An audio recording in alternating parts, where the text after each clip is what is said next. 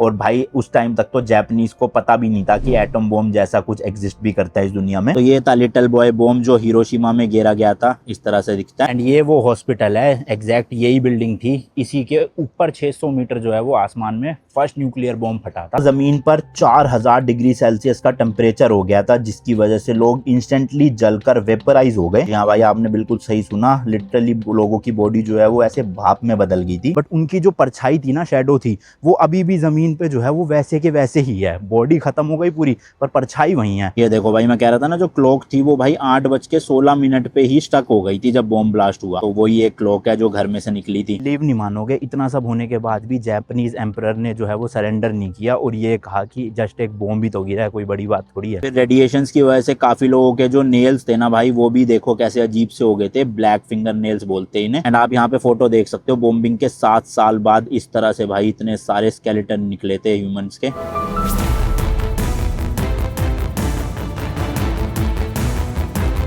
मस्त वेदर हो रहा है भाई आज, मतलब प्रॉपर घूमने लायक है, रोशनी भी पूरी है आज। वरना इतने दिन से क्या हो रहा था ना, बारिश का माहौल होता था तो थोड़े काले बादल की वजह से प्रॉपर लाइट नहीं होती थी, तो ऐसे मतलब दोपहर को 12-1 बजे भी लगता था शाम के 5-6 बज रहे हैं।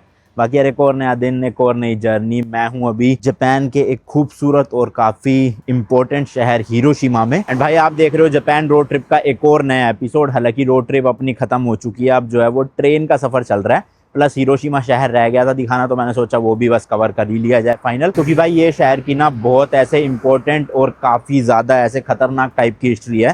क्योंकि आपको पता ही होगा, जो वर्ल्ड का फर्स्ट एटॉमिक बॉम्ब या न्यूक्लियर बॉम्ब गिरा था, अमेरिका ने गिराया था, वो इसी शहर यानी हिरोशिमा में ही गिरा था जापान में। और जस्ट उसके 3 दिन बाद सेकंड बॉम्ब गिराया गया था नागासाकी में। अब नागासाकी तो इस ट्रिप पे मैं नहीं जा पाऊंगा, बट आज आपको ना अच्छे से भाई हिरोशिमा मैं दिखाने वाला हूँ। क्योंकि भाई जब यहाँ पे बॉम्ब गिरा था ना, तो बहुत गंदी वाली डिस्ट्रक्शन हुई थी। काफ़ी बिल्डिंग्स तो मतलब बिल्कुल ही जड़ से ख़त्म हो चुकी थी, बट कुछ बिल्डिंग्स थी जो अभी भी बची हुई है, तो उन बिल्डिंग्स का मैं आपको जाके टूर करवाऊंगा, प्लस कुछ और भी फैक्ट्स आपको बताऊंगा पूरे इस न्यूक्लियर बॉम्बिंग से रिलेटेड। अब वैसे तो देखो यार, एक ये ब्लॉगिंग चैनल है, बट जब तक मैं आपको प्रॉपर हिस्ट्री नहीं बताऊंगा ना कि क्यों अमेरिका ने जापान पे ये बॉम्ब गिराया, तब तक आप चीज़ें समझ नहीं पाओगे, और जो जो मैं आगे दिखाऊंगा वो फिर आपके सर के ऊपर से निकलेगा। तो थोड़ा सा ना 3-4 मिनट की एक ब्रीफ हिस्ट्री के बारे में बात कर लेते हैं कि एक्चुअल में हुआ क्या था भाई। I remembered the line from the Bhagavad Gita. Now I am become death, the destroyer of worlds. I suppose we all thought that one way or another.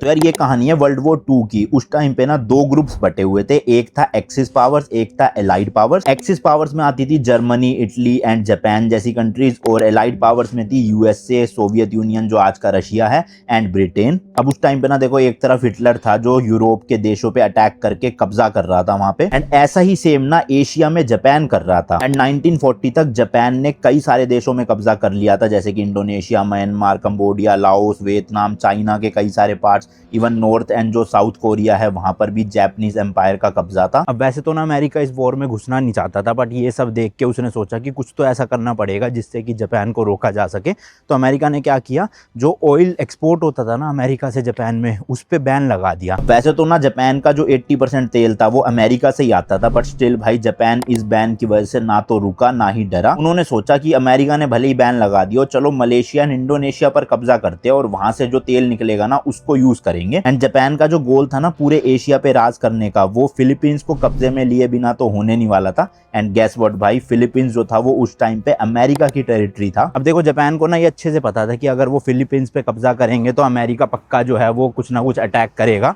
तो उन्होंने क्या किया, 7 दिसंबर 1941 को जापान ने यूएसए के पर्ल हार्बर बेस पर attack कर दिया, जिससे ना जापान अपनी एयरफोर्स से बम गिराता है and 19 US navy ship, 188 aircraft and 2000 से ज्यादा यूएसए सोल्जर्स मारे जाते हैं। एंड ये सब करने के कुछ ही घंटे बाद जापान सीधा फिलीपींस पे कब्जा कर लेता है। एंड ये सब होने के बाद ना ऑफिशियली अमेरिका भी जो है वो जापान के खिलाफ वॉर शुरू कर देता है एंड वर्ल्ड वॉर 2 का पार्ट बन जाता है। और इसी के साथ साथ भाई ब्रिटेन एंड चाइना भी जापान के अगेंस्ट हो जाते हैं। बट उसके बाद 1945 तक इटली और हिटलर जो जर्मनी का था वो सरेंडर कर देते हैं। बट जापान नहीं मानता भाई सरेंडर करने से, क्योंकि उस टाइम के जो जापानीज राजा थे ना हिरोहितो, उन्होंने जापानीज लोगों का काफी ज्यादा ब्रेन वॉश कर दिया था कि ये राजा ना भगवान की देन है, तो जो भी वो कहते हैं लोग उस पर बिलीव करते थे। और तो और भाई जो भी इस वॉर को अपोज करता था ना जापान में, उसको मार दिया जाता था। फिर उसके बाद अमेरिका एंड जापान के बीच में फुल स्केल वॉर हुआ। अमेरिका ने अपनी आर्मी भेजी थी बट जापानीज ने हार नहीं मानी एंड बहुत ही गंदे वाला वॉर हुआ, जिसमें 12,000 से ज्यादा अमेरिकन सोल्जर्स की डेथ हुई एंड 50,000 से ज्यादा इंजर्ड हुए। साथ ही साथ 11,000 जापानीज सोल्जर्स भी मारे गए थे उस वॉर में। एंड देन अमेरिका ने सोचा ऐसे तो हमारे बहुत सोल्जर्स की जान जाएगी, बिकॉज जापानीज तो हार ही नहीं मान रहे। तब जाके 16 जुलाई 1945 को फर्स्ट न्यूक्लियर बॉम्ब को टेस्ट किया जाता है अमेरिका में एंड ये टेस्ट सक्सेसफुल भी होता है। उसके बाद 26 जुलाई 1945 को अमेरिका के प्रेसिडेंट अनकंडीशनल सरेंडर डिमांड करते हैं जापान से। एंड अगर जापान ऐसा नहीं करता तो this will mean the inevitable and complete destruction of Japanese arm forces. But ये जो पूरा डॉक्यूमेंट था ना भाई, उसमें ऐसा कहीं भी ये बताया नहीं गया था कि अमेरिका जो है वो न्यूक्लियर बॉम्ब से अटैक कर देगा। और भाई उस टाइम तक तो जापानीज को पता भी नहीं था कि एटम बॉम्ब जैसा कुछ एग्जिस्ट भी करता है इस दुनिया में। देन इसके 3 दिन बाद 29 जुलाई 1945 को जापान ने इस डिमांड को रिजेक्ट कर दिया और इसी वजह से 3 अगस्त 1945 को अमेरिकन प्रेसिडेंट हैरी ट्रूमैन ने ऑथराइज किया कि अब जापान पे हम एटॉमिक बॉम्ब गिराएंगे। देन उसके 3 दिन बाद 6 अगस्त 1945 को बोइंग B-29 प्लेन से सुबह 8:16 पे हिरोशिमा सिटी के ऊपर से लिटिल बॉय नाम का एटॉमिक बॉम्ब गिराया जाता है। ये बॉम्ब ना भाई 43 सेकंड्स तक हवा में रहा एंड जमीन से अराउंड 600 मीटर ऊपर ही फट गया। एंड बॉम्ब फटने के बाद ना कुछ ही सेकंड्स में लोगों को एक व्हाइट फ्लैश दिखा, जिससे उन्हें दिखना बंद हो गया। एंड बॉम्ब की आवाज इतनी तेज थी कि कई लोगों को तो परमानेंट हियरिंग लॉस हो गया था। इसके अलावा जमीन पर 4000 डिग्री सेल्सियस का टेम्परेचर हो गया था, जिसकी वजह से लोग इंस्टेंटली जलकर वेपराइज हो गए। यहाँ भाई आपने बिल्कुल सही सुना, लिटरली लोगों की बॉडी जो है वो ऐसे भाप में बदल गई थी। एंड बॉम्ब गिरते ही ना इंस्टेंटली 80,000 लोगों की डेथ हो जाती है। हालांकि ये डेथ का नंबर आगे जाके और बढ़ता ही जाता है। हिरोशिमा की ऑलमोस्ट 70% बिल्डिंग्स जो है वो खत्म हो गई थी। आसमान में पूरा काला काला हो गया था उस टाइम पे। एंड कहा जाता है कि 8:16 पर जब बॉम्ब गिरा ना, तो घरों की क्लॉक्स भी जो है वो 8:16 पर ही रुक गई थी। बॉम्ब फटने के बाद ना लोग लिटरली भाई प्यास की वजह से पानी के लिए तरस रहे थे। एंड 30 मिनट बाद ही ना बारिश होना शुरू हो जाती है, तो लोगों को प्यास तो लगी रही होती है। लोग अपनी प्यास बुझाने के लिए वो बारिश का पानी पीने लगते हैं,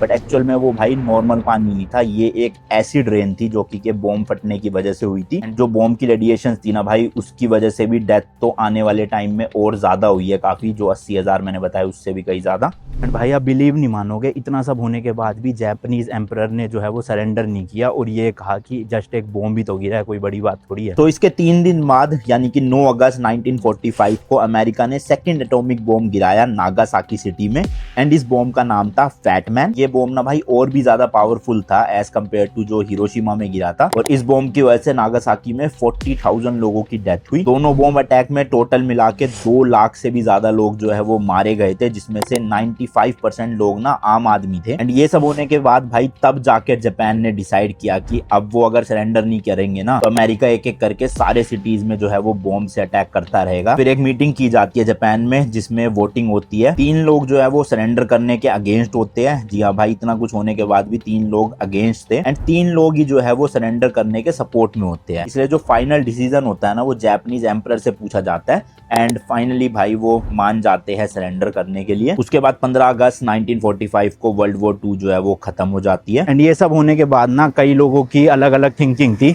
कुछ लोग कह रहे थे कि न्यूक्लियर बॉम्ब फोड़ना ही नहीं चाहिए था। कुछ लोग कह रहे थे अगर अमेरिका को फोड़ना ही था तो किसी ऐसे छोटे आइलैंड में फोड़ते जहाँ पे मिलिट्री बेस थे, ताकि मिलिट्री को जो है वो नुकसान होता और उसकी वजह से जापान जो है वो सरेंडर कर देता। और अमेरिका का इस पर ये टेक था कि छोटे आइलैंड पे डालने का ना बम कुछ फायदा नहीं होता, क्योंकि हिरोशिमा पे डाला उसके बाद भी जो है इन्होंने सरेंडर नहीं किया, तो छोटे आइलैंड पे करने से तो क्या ही करते। मेरी राय पूछोगे भाई, मेरे हिसाब से तो ये वॉर करना ही गलत है, शांति से रहना चाहिए। क्यों फालतू में इतने लोगों की जान जाती है। जैसे इस केस में भी देखो सिविलियंस की कितनी जान गई है यहाँ पर भाई। मतलब जंग तो हो जाती है 2 देशों के बीच में, 2 सरकारों के बीच में या 2 लीडर्स के बीच में, बट उसका जो हर्जाना भरना पड़ता है वो लोकल लोगों को भरना पड़ता है। अभी जैसे ईरान इजराइल का चल रहा है, भले ही कोई भी गलत हो कोई भी सही हो, जो भी मैटर हो, बट जो भी भाई स्ट्राइक्स हो रही है, बॉम्ब गिर रहे हैं, उसमें मर तो नॉर्मल लोग ही रहे हैं ना। तो वो थोड़ा सा प्रॉब्लमेटिक चीज़ है। बाकी यार चल के हिरोशिमा सिटी को एक्सप्लोर करते हो और आपको दिखाता हूँ कुछ ऐसी चीज़ें जो शायद आपके रोंगटे खड़े कर सकती है। क्योंकि जब ये बॉम्ब गिरा था ना तो भाई कई लोग जो है वो सेकंड्स में ही ऐसे आग की वजह से या टेम्परेचर की वजह से वेपराइज हो गए थे, बट उनकी जो परछाई थी ना, शैडो थी, वो अभी भी ज़मीन पे जो है वो वैसे के वैसे ही है। बॉडी ख़त्म हो गई पूरी पर परछाई वहीं है, तो वो आपको मैं दिखाऊंगा। प्लस लोगों की कुछ चीज़ें जो पूरी तरह से गल चुकी थी। इसके अलावा एक मेमोरियल बना हुआ है जहाँ पे बॉम्ब गिरा था, वो बिल्डिंग है। तो चलते हैं फटाफट से भाई, सब चीज़ें शुरू से एक बार दिखाता हूँ अच्छे से। बाकी कोशिश करेंगे कुछ लोकल लोगों से भी बात हो सके और उनसे पूछे कि क्या वो लोग अभी भी अमेरिकन को हेट करते हैं या उनको माफ़ कर चुके हैं। ये देखो भाई, शहर में ट्रैम भी चलती है, कितनी मस्त सी है ना। ये मेरे एयरबीएनबी से ना 800 मीटर पे है जोहोकू स्टेशन। तो यहाँ से अपने को जो है वो मेट्रो पकड़नी है और जाना है इस जगह पे होंडोरी स्टेशन करके। ज़्यादा नहीं है, 2 ही स्टॉप है बस। तो ये टिकट मशीन लगी हुई है, यहाँ से टिकट खरीद लेते हैं भाई। सबसे पहले तो भाई इंग्लिश, उसके बाद टिकट पे क्लिक करेंगे। अब यहाँ पे बस टिकट का ना प्राइस आ रहा है कि कितने वाली खरीदनी है आपको, और ये चीज़ आप ना गूगल मैप से पता लगा सकते हो। तो देखो ये दिखा रहा है ना, मुझे यहाँ पे 190 येन वाली टिकट लेनी है इस लाइन के लिए। उसके बाद जितने भी आपके सिक्के हैं सारे इसमें डाल दो भाई, ये मशीन अपने आप ही गिन गान के बता देगी। ये देखो टोटल 200 येन डले थे, 190 की टिकट थी और विदाउट रिसिप्ट बाकी 10 येन जो है वो निकल के आ गए। और ये आ गई है साथ में टिकट भी। 190 येन मतलब अराउंड इंडिया के 100-110 रुपए की टिकट है। तो सिंपल है भाई, ये टिकट को जो है वो यहाँ पे डालना है और इस तरह से दूसरी तरफ से मतलब टिकट को ले लेना है। ये देखो भाई, स्टेशन पे भी ना वेंडिंग मशीन लगी हुई है। यहाँ पे फेयर एडजस्टमेंट वाली मशीन है, एक और वेंडिंग मशीन है। तो अपने को जाना है यहाँ नीचे प्लेटफॉर्म पे। ये लिखा हुआ है लेफ्ट साइड में है प्लेटफॉर्म 2। तो यही वाली ट्रेन जो है हमें पकड़नी है, जो होंडोरी ले जाएगी हमें। अरे भाई सब मस्त है यार, स्टेशन तो देखो पूरा पैक कर रखा है इन्होंने हर तरफ से ना। एंड साथ में भाई एसी है पूरे प्लेटफॉर्म पे ही। ओ भाई साहब मस्त शील्ड हो रखा है, सही है यार। ये तो टोक्यो वगैरह में नहीं था ऐसा, वहाँ तो ये सब ओपन थे ना इधर वाले एरिया, तो एसी वेसी नहीं लगे हुए थे, पोर्टेबल वो कूलर टाइप के लगा रखे थे। बट यहाँ तो सेंट्रली पूरा एयर कंडीशनर है भाई। बैठने के लिए बेंच लगा हुआ है यहाँ पे। देखो भाई इस तरह का डस्टबिन भी है जो जापान में कम देखने को मिलते हैं। तो मैं भी डाल देता हूँ, ये इसमें तो नहीं आ रहा, इसमें डालेंगे। और ये सब ना मैं आपको भाई इसलिए दिखा रहा हूँ क्योंकि अभी देखो कितने ज़्यादा साल तो हुए नहीं है यहाँ पे जब बॉम्बिंग हुई थी और पूरी सिटी एक तरह से तबाह हो गई थी। बट इतनी जल्दी इन्होंने पूरी सिटी को वापस से डेवलप कर लिया। तो वो डेवलपमेंट दिखाने के लिए मैं छोटी छोटी चीज़ें आपको दिखा रहा हूँ कि यहाँ के स्टेशनों तक में प्रॉपर प्लेटफॉर्म पे एसी लगे हुए हैं। बताओ, भले ही पास्ट में जापान ने जो भी किया हो भाई, लेकिन आज का जापान आप देखोगे ना, ये लोग सिर्फ अपनी ग्रोथ पे फोकस करते हैं और किसी चीज़ पे ध्यान ही नहीं देते। लो भाई लो, आ गई है अपनी मेट्रो या ट्रेन, जो भी कहो आप इसे। मेट्रो ही है मेरे हिसाब से, तो एस्ट्रम लाइन करके है। चलो जी, खाली है यार, ज़्यादा तो भीड़ है नहीं इसमें। लेट्स गो, अपने को तो 2 ही स्टेशन जाना है, सीट ना भी मिले तो कोई दिक्कत नहीं। ये देखो भाई, ये स्टेशन आएगा, इससे अगला स्टेशन अपना है। तो जी लो, ये आ गया है अपना स्टेशन। 5 मिनट भी नहीं लगे लिटरली। एंड भाई एग्जिट करते टाइम भी ऐसे बस टिकट डालनी है, इस बार निकलेगी नहीं, छोड़ जानी है। देखना भाई सब कितना सुंदर स्टेशन बना रखा है, मस्त ऐसे फ्लावर्स, और एक लड़की जा रही है ना, कितना बढ़िया लग रहा है ये डिस्प्ले में। मैं बता रहा हूँ ना, भले ही भाई कुछ भी हुआ हो लेकिन डेवलपमेंट यहाँ पे नहीं रुकी है। बहुत जल्दी इन्होंने डेवलप कर लिया था पूरा शहर वापस से। और आज तो भाई आप देखोगे बड़ी बड़ी इमारतें वगैरह, मतलब बिलीव नहीं कर पाओगे। एक टाइम पे यहाँ पे एटॉमिक बॉम्ब गिरा था। ऐसे ये लोकल बसें भी चलती है, लोकल बस के थ्रू भी आप यहाँ पे आ सकते थे डायरेक्ट। मैंने सोचा मेट्रो से ही चलेंगे। एंड ये देखो भाई, इस तरह का एरिया है, प्रॉपर हाई राइज बिल्डिंग्स दिखेगी, मार्केट दिखेगी आपको। और देखना कितनी चहल पहल है भाई, मतलब भीड़ भड़क्का तो पूरा है। सामने देखो कितनी बढ़िया बढ़िया है ना बिल्डिंग्स। बस चल रही है, ट्रैम है इसके पीछे हो रही। अरे ये तो काफ़ी पुराने ज़माने की ट्रैम लग रही है, देखो है ना, पर अच्छी लग रही है यार दिखने में। जब भाई यहाँ पे बॉम्ब गिरा था ना, उस टाइम पे इस शहर को नर्क बोलते थे, कोई आना ही नहीं चाहता था यहाँ पर क्योंकि इतना ज़्यादा रेडिएशन फैली हुई थी। बट अब देखो भाई कुछ साल बाद कितनी भीड़ भड़का है, प्रॉपर यहाँ पे लोग रहते हैं। हिरोशिमा ना पूरा 900 स्क्वायर किलोमीटर में फैला हुआ है और अभी की पॉपुलेशन की बात करें तो 1.1 मिलियन लोग रहते हैं, यानी कि 10 लाख से भी ज़्यादा लोग यहाँ पर। अरे वाह यार, यहाँ पे तो जगह जगह पे देखो डस्टबिन वगैरह लगे पड़े हैं। ये तो पोस्ट ऑफिस से वो है, पर ये देखो डस्टबिन है ना भाई 4। टोक्यो जैसे शहर में नहीं दिखे मुझे डस्टबिन, यहाँ दिख रहे हैं भाई, सही चीज़ है। तो ये भाई रास्ते में एक मार्केट सी है, मतलब ऐसे क्लोज्ड मार्केट है। ऊपर देखोगे ना आप तो रूफ लगी हुई है, मतलब रोशनी तो आ रही है, लेकिन मेरे ख्याल बारिश वारिश नहीं आ पाएगी अंदर। तो इस तरह का पूरा बाजार है, यहाँ पे शोरूम है, आप शॉपिंग वॉपिंग भी कर सकते हो। देखते हैं, सोविनियर ले लूँगा यहीं से ना।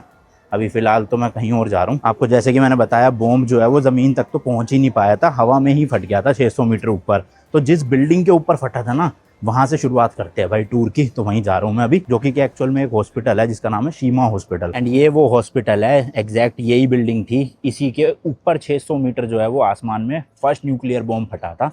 तो ये देखो यहाँ पे अभी भी टूरिस्ट आते हैं देखने के लिए। ये देखो भाई इन्होंने ना यहाँ पे लगा भी रखा है, मतलब लिख के कि यही वो एरिया था जहाँ पे जो है वो फर्स्ट एटॉमिक बॉम्ब गिरा था, मतलब इसके 600 मीटर ऊपर। और इस एरिया का टेम्परेचर जो है वो 3000 से 4000 डिग्री सेल्सियस पहुँच चुका था, जैसे ही मैंने बताया आपको।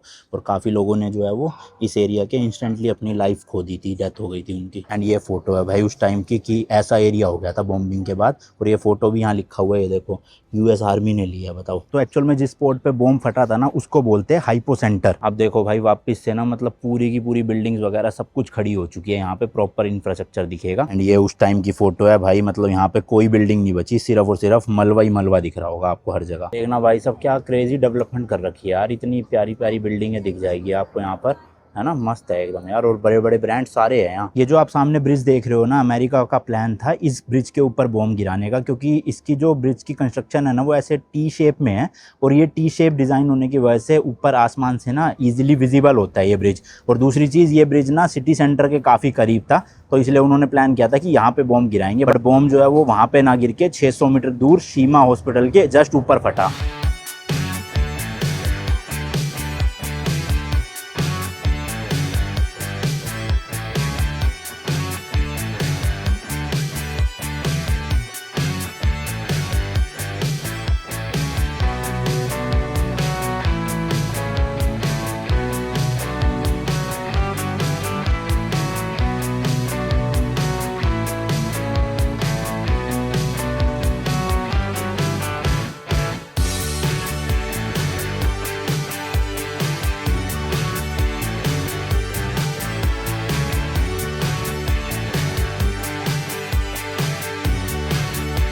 ये देखो उस टाइम की ना यहाँ पे ओरिजिनल फ़ोटो लगाई हुई है कि किस तरह से भाई पूरा टाउन जो है वो उजड़ गया था। देख रहे हो भाई साहब, कुछ नहीं है, बस दूर दूर तक खंडर ही खंडर दिखेगा आपको। हालांकि ये 2-4 बिल्डिंग, एक ये हो गई, ये हो गई, इधर कुछ बिल्डिंगें हैं जो मतलब आधी अधूरी टूटी फूटी हालत में बची हुई है। बट वैसे आप देखोगे आसपास का पूरा एरिया जो है वो डिस्ट्रॉय हो चुका था। एंड इसी के जस्ट साइड में ये है वो डोम एक्चुअल में, तो ये भी जो है अभी तक बचा हुआ है थोड़ा, जो आप मेरे सामने देख सकते हो। एक बार मैं अच्छा सा एंगल ढूंढता हूँ फिर दिखाता हूँ आपको। ये देखो भाई मीडिया वाले भी आए हुए हैं किसी कंट्री के, शायद यहाँ पे कुछ रिपोर्टिंग चलेगी। मतलब टूरिस्ट यहाँ पे तो ज़रूर आते हैं भाई देखने के लिए। और ये देखो स्कूल के बच्चे भी हैं, इनके साथ इनकी टीचर या गाइड है जो समझा रहे हैं इन्हें सब कुछ। तो ये मेरे पीछे आप देख सकते हो वही वाला डोम है जो मैं आपको फोटो में दिखा रहा था। बीच में देखोगे ना तो एक इतनी चौड़ी सी रिवर बह रही है, और उस तरफ एक ब्रिज है वो रहा सामने, एंड एक ब्रिज है ये रहा। तो इस ब्रिज से होके उस तरफ जाना है मुझे, तो वहाँ आपको चल के दिखाता हूँ भाई डोम नज़दीक से थोड़ा। तो बॉम्बिंग से पहले ना ये बिल्डिंग यहाँ की कमर्शियल एग्जीबिशन हॉल था, और इस तरह से लगती थी। आप देख सकते हो फोटो, ऊपर का डोम जो था वो ग्रीन कलर का था, काफ़ी सुंदर। और बॉम्बिंग के बाद की ये रियल फोटो है उस टाइम की, देख सकते हो भाई कितनी गंदी वाली तबाही हुई थी यहाँ पर। आसपास की तो सारी इमारतें बिल्कुल ऐसे मलबा बन चुकी है, ये बिल्डिंग तो फिर भी थोड़ी बहुत बच गई। देन उसके बाद इस बिल्डिंग की थोड़ी सी ना रिस्टोरेशन करी गई ताकि इसको थोड़ा प्रिजर्व करके रखा जा सके। फिर जाके लास्ट में जो है वो ये वर्ल्ड हेरिटेज लिस्ट में आ गई, मतलब अभी ये वर्ल्ड हेरिटेज साइट है जो आप देख रहे हो सामने। अच्छा, इसके अंदर जाना अलाउड नहीं है भाई, चारों तरफ जो है वो ऐसे फेंसिंग कर रखी है। एंड भाई जो ईंटें और थोड़ा मलबा था ना वो अभी तक देखो बिल्डिंग के साइड में रखा हुआ है जैसे उस टाइम पे था,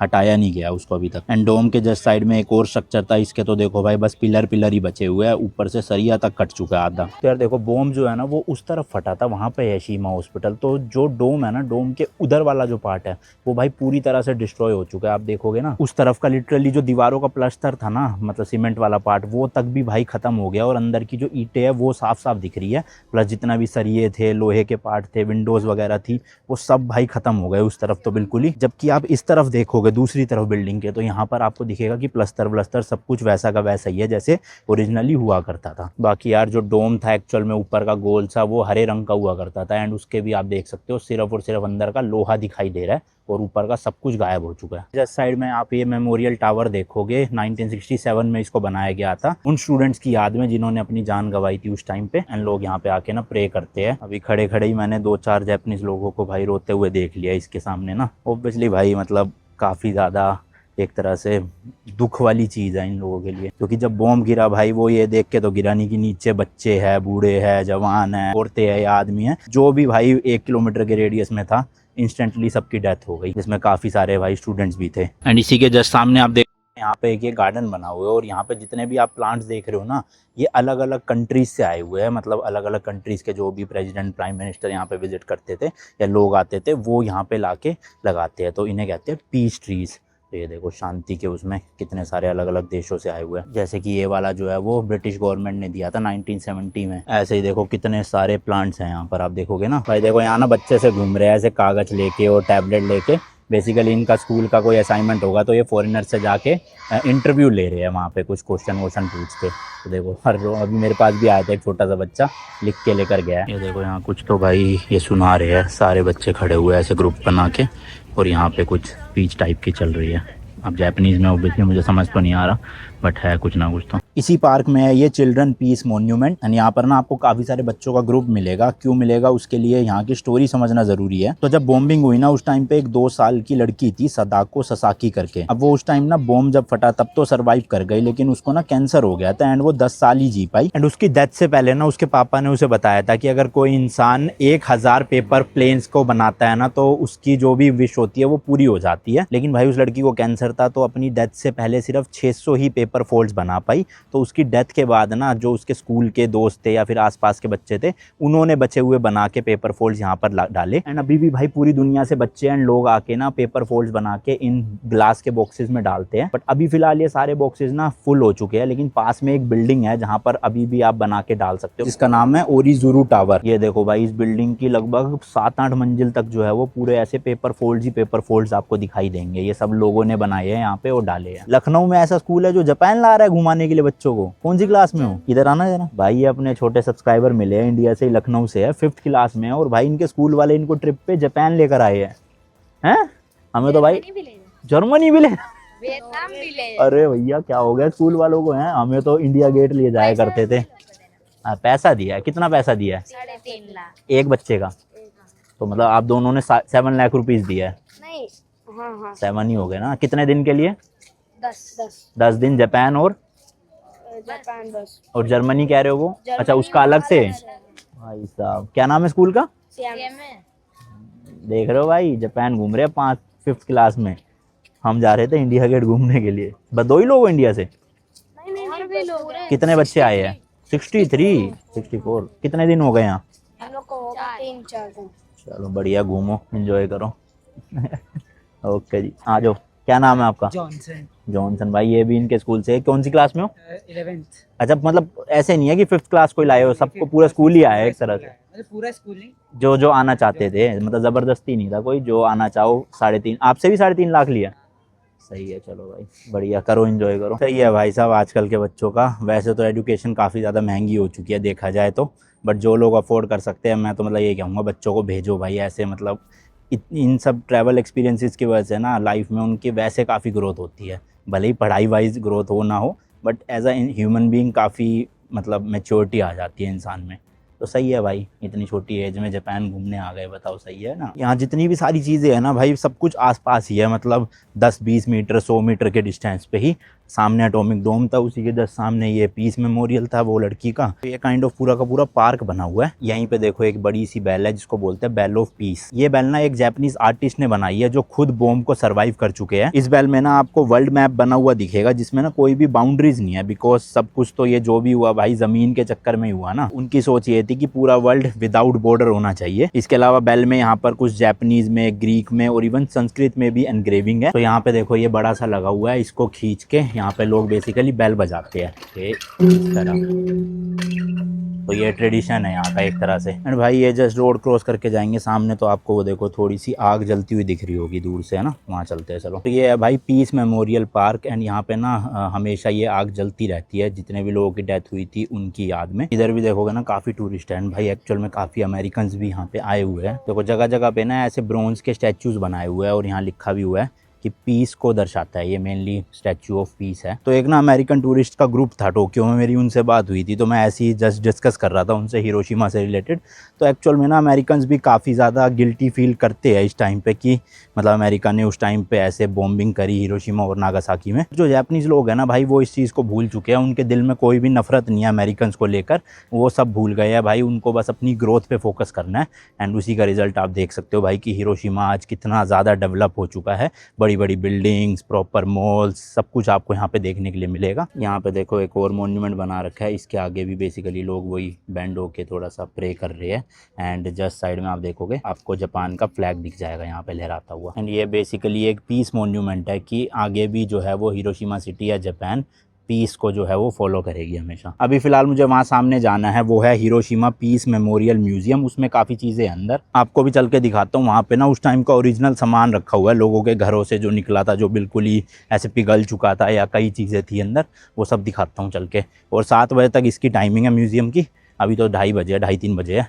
टिकट लेते हैं फटाफट से और चलते हैं अंदर, टूर करेंगे। भीड़ देखना भाई सब बच्चों की, कितने सारे स्कूल के टूर ग्रुप आए हुए हैं यहाँ पर। और ये रहा सामने म्यूजियम। टिकट आई गेस इसकी अंदर ही मिल जाएगी, तो जाके देखते हैं। अच्छा ऑनलाइन भी है, देखो इसको स्कैन करके यहाँ से खरीद सकते हैं। और अंदर भी है टिकट काउंटर इस तरफ, आप ऑफलाइन यहाँ से ले सकते हो टिकट। अच्छा ये मशीन्स लगी हुई है भाई, इस तरह की मशीन में से ही आप खुद परचेज कर सकते हो। एडल्ट की है भाई 200 येन की और बच्चों की है 100 येन, तो 200 येन मतलब इंडिया के 120-130 रुपये हो गए।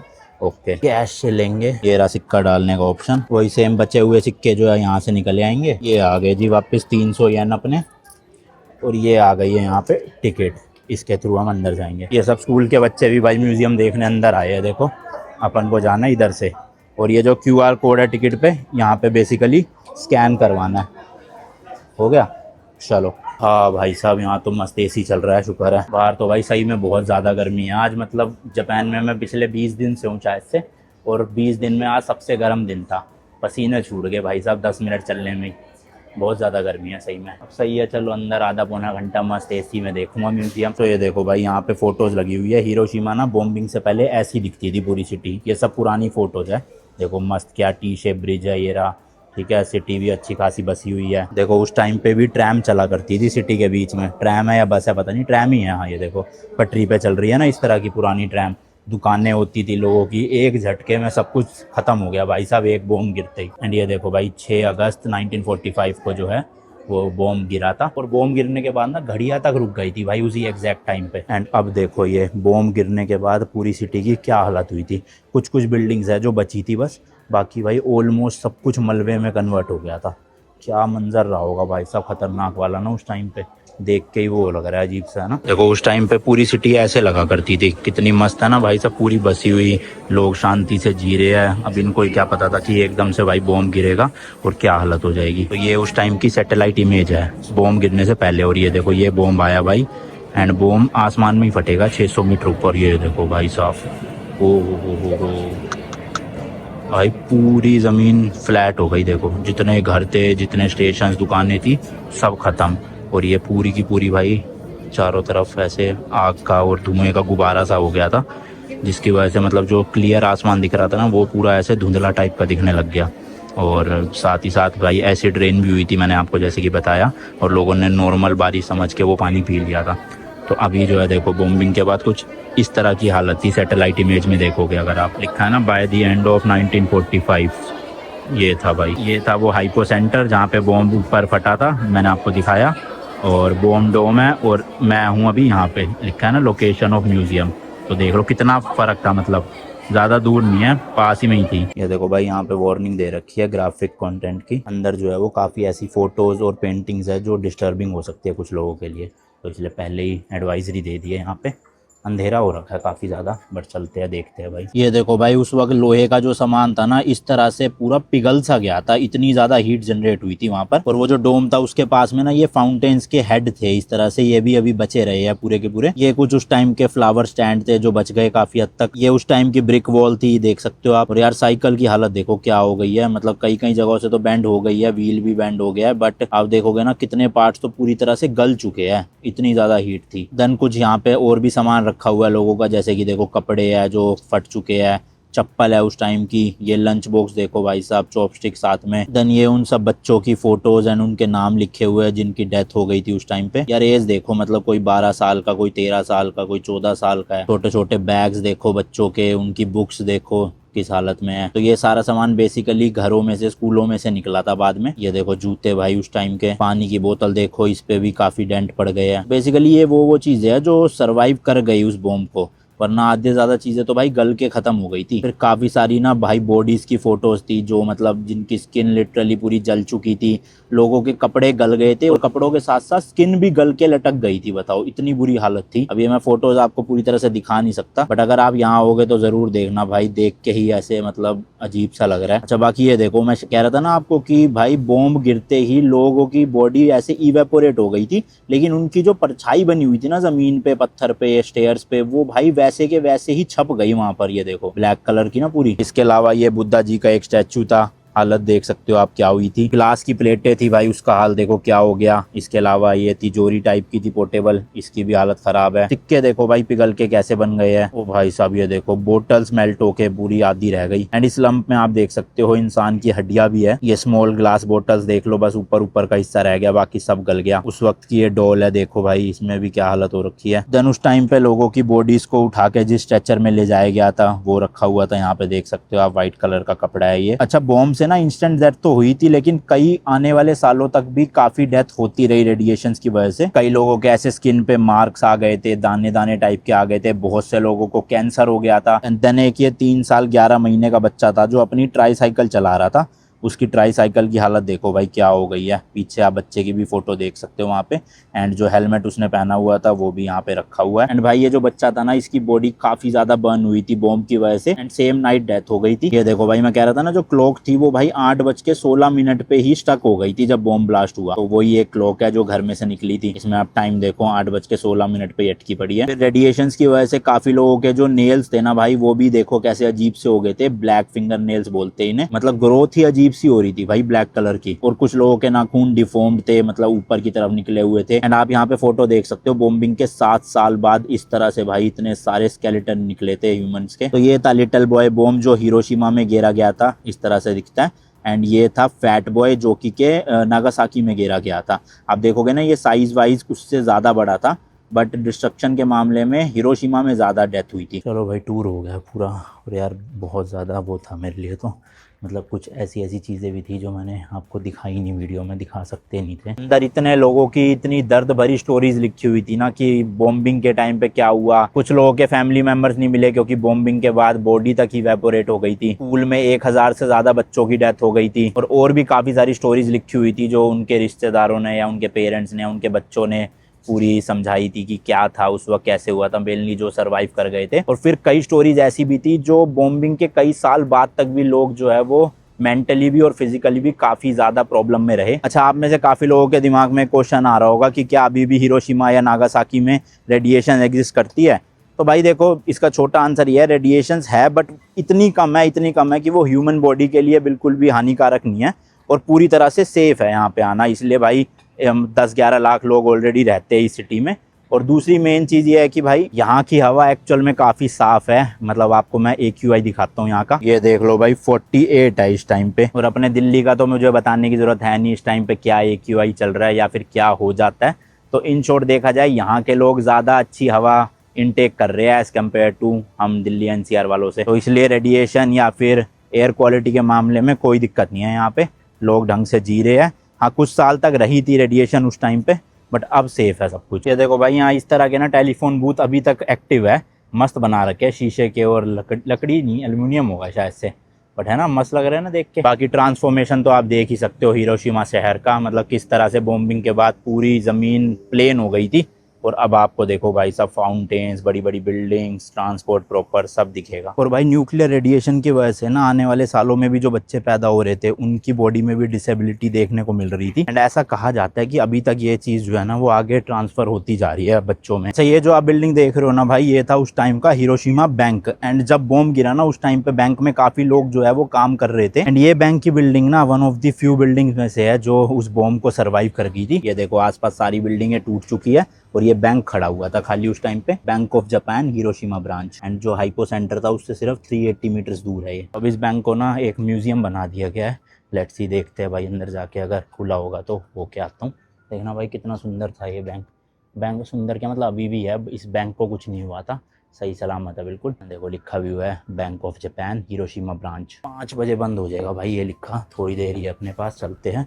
टिकट वगैरह कुछ नहीं है इसकी, सीधा जा सकते हैं।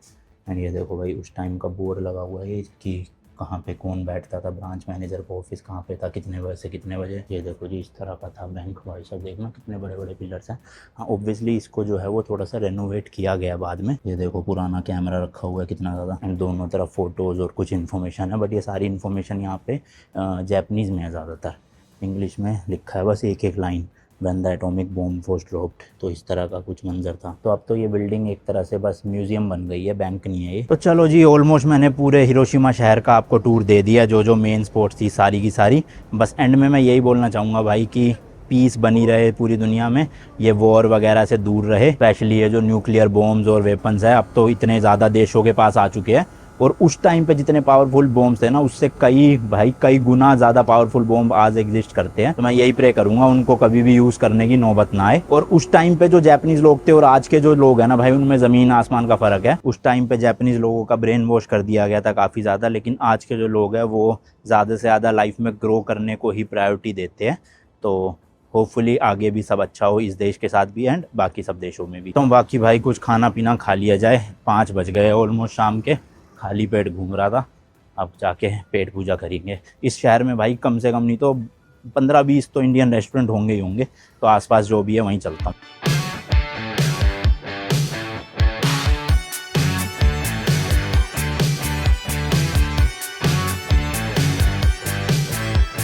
ये मिल गया भाई रेस्टोरेंट, नमस्ते नाम है। अच्छा ये नहीं, वो है आगे वाला शायद, हाँ 3rd फ्लोर पे है ये रहा इंडियन रेस्टोरेंट नमस्ते करके। शायद ये नेपाली रेस्टोरेंट है, बट इंडियन खाना भी मिल जाएगा। 3rd फ्लोर पे जाना है भाई, लिफ्ट से, देख रहे हो पूरी फ्लोर पे शायद ये रेस्टोरेंट ही है। देखो पर्ची लगा रखी है इन्होंने नमस्ते की। नमस्ते नाम भाई फेमस है पूरी दुनिया में, कहीं भी चले जाओ। ये है जी रेस्टोरेंट। चलो लो जी, चना मसाला, नान, साथ में चावल और एक मैंगो लस्सी, लेट्स गो। तो भाई टोटल 2450 येन का बिल आया, यानी कि इंडिया के अराउंड 1500 रुपये। तो भाई अपने एयरबीएनबी जाने के लिए मैं यहाँ से ले रहा हूँ ट्रैम, यहाँ की शायद ये वाली है या अगली है, देखना पड़ेगा। नहीं ये नहीं है, ये तो हिरोशिमा स्टेशन जा रही है। गलती कर दी भाई, कल ना ये वाली ट्रैम ले लेनी चाहिए थी मेरे को, पैदल आने की जगह आराम से मजे से आता। अपने को ना भाई 9 नंबर वाली ट्रैम लेनी है, बस आने ही वाली है 1 मिनट में। भाई पता नहीं यार 9 नंबर तो आ नहीं रही, 2 नंबर आई है, ये तो हिरोशिमा स्टेशन जा रही है। ये देखो पता नहीं इतनी सारी निकल चुकी है, 9 नंबर एक भी नहीं आई। अब मैं कहीं गलत उस पर चढ़ जाऊं और कहीं और ही ले जाइए, इसलिए मैं चढ़ ही नहीं रहा। मेरे हिसाब से तो भाई ये वाली है, 1 नंबर लिखा है इसमें, पर ये दिखा रहा है इसके अकॉर्डिंग की यही जाएगी। पता नहीं अब यही है कि नहीं है, कुछ समझ ही नहीं आ रहा मेरे को। देखता हूँ, अगर ये इस तरफ मुड़ेगी मतलब यही है, तो अगली जो भी आएगी वही ले लूँगा। और ये इधर नहीं मुड़ी तो मैं पैदल ही चल लूँगा, कोई नहीं, 1-1.5 किलोमीटर है। नहीं यार देखो ये भी नहीं है, ये भी सीधी सीधी चली गई। तो मुझे लग रहा है जो गूगल मैप पे दिखा रहा है ये अब चलती नहीं है, क्योंकि 15 मिनट तो मुझे हो गए खड़े खड़े वेट करते। कोई नहीं भाई, पैदल ही चलते हैं, 1-1.5 किलोमीटर के आसपास ही है, 15 मिनट में पहुँच जाऊँगा। लो भाई आ गया अपना एयरबीएनबी रेजिडेंस आर के नाम से। मैंने कल वाले व्लॉग में टूर दिया था, आप जाके चेकआउट कर लेना। बाकी यार ख़त्म करते हैं इस वाले व्लॉग को। आई होप आपको आज की वीडियो इन्फॉर्मेटिव लगी होगी, पसंद आई तो लाइक शेयर कमेंट सब्सक्राइब कर देना। मिलता हूँ जी नेक्स्ट व्लॉग में, till then good bye and as always तीखे रास्तों पे नहीं पड़ना फीका।